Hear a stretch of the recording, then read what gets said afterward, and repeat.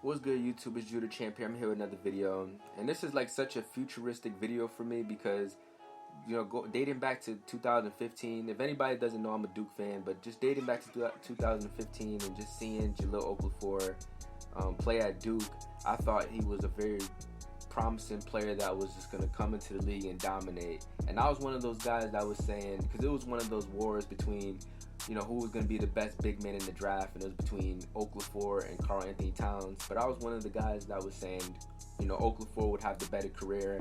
I was wrong, and but I'm just making this video to kind of keep you guys updated. And this is just a video of showing redemption, or Okafor rejuvenating his career and just the path he's gone. And I'll just start back from 2015. He was drafted, so he was the first round pick. He was in the first round. He was the third pick in the first round. Sorry, and he had a good rookie season. He averaged 17.5 points, 7 rebounds, and 1.2 blocks per game. That is a solid rookie year for a big. So he played 53 games, and a lot of that had to do with his conditioning. He wasn't healthy to play a full season, and then next season, 2016.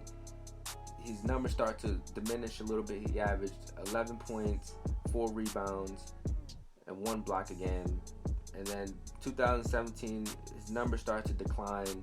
2017, he played 2 games. He tore his meniscus, and then that's when basketball got serious for Jahlil Okafor. This is when he understood that this is a game where you have to adapt. And he didn't adapt his game. He didn't adapt his weight.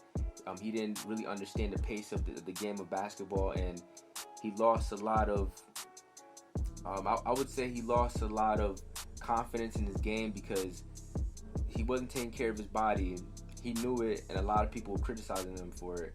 And I just read a SB Nation article about him, just a lot of stuff that's been going on in his life, and he actually came out about mental illness and depression. He faced a lot of that in his early years because, the guy's 23 years of age, and I just think him going to Philly, the Philly didn't really nurture him to become a great basketball player. I don't think there were guys in that organization that was taking him under his wing to be great. And, it showed. He wasn't happy there. It was when we seen the press conference, he did a savage thing where, when players, when they get drafted and they, do the jersey holding, he just dropped it on the floor. Like, he just dropped the jersey like it was nothing. Like, it was just a really savage moment. But you can tell he wasn't happy there. He didn't want to be there. And, he didn't play at a high level. There was no motive behind it. And, him tearing his meniscus was a wake-up call for him to get better and condition his body. And right now what we're seeing from him, he's teamed up with John Sally. He's doing a lot of good things. He became a vegan. He slimmed down. He lost 20 pounds. He's probably losing more weight as I'm speaking right now, because right now it's the off season. He's training. He looks good from the recent pictures I've seen from him. He slimmed down. He signed into like a water company. He's getting more involved with drinking water. He's all about health and mind, and he's definitely trying to just grow as a human and evolve his game as a basketball player. Now, for him, he needs to keep the weight because of the play style he has. He's a back to the basket post player, so he should definitely keep that body, but just put that fat, turn it into muscle. And that is what he's doing. He's slimming down, and he's turning it all into muscle. Because I don't want to see Jahlil Okafor become a 3-point shooter. I don't want him to become a stretch. His game is a back to the basket, down low post player that's going to dominate down low. And that should be what his game should revolve around. Maybe in the future he could probably hit up Hakeem Olajuwon and teach him, post moves and up and under moves.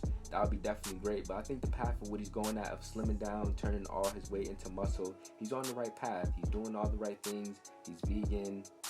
He's eating the right supplements. And, he came out about his mental illness, and he talked a lot about that. And I think he's just becoming better. And I think time will show. And next year he's heading into a good position. He's playing, with Zion. He's playing with a good point guard that's going to feed him the ball. So we're going to see his numbers increase. I think this is a time for him to show the world that, he can really play basketball, because a lot of people think, he can't because of the lack of defense and all the stuff that goes in it, which is true. He didn't play, stellar basketball in his first 4 years in the NBA. he lacked a lot. And now I think this is an opportunity to show the world that he can be the power, the power forward or the center that he wants to become. And the world is all, the game is all in his hands. And I like what I'm seeing from him. I've seen a lot of workout videos.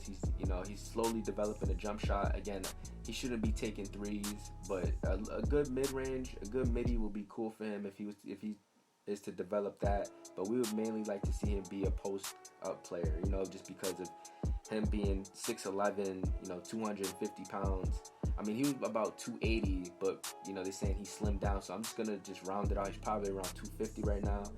So he's a solid weight, solid size. So, I mean, I don't want to see this guy shoot threes.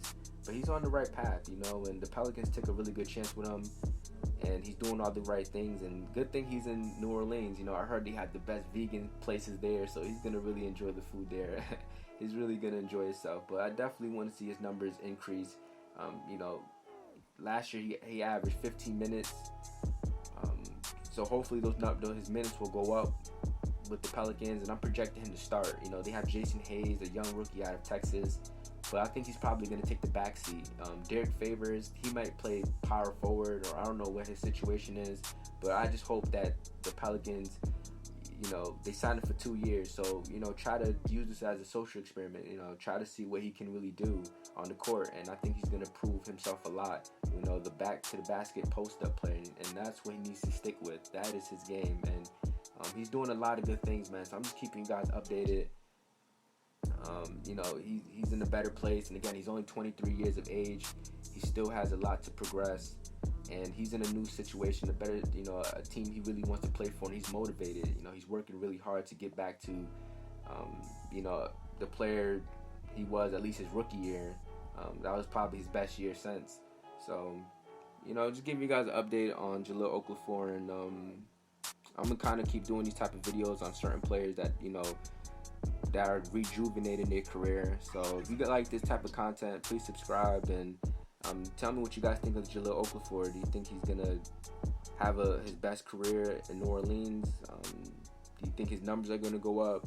You guys just let me know what you guys think in the comment section. See you guys on my next video. Peace.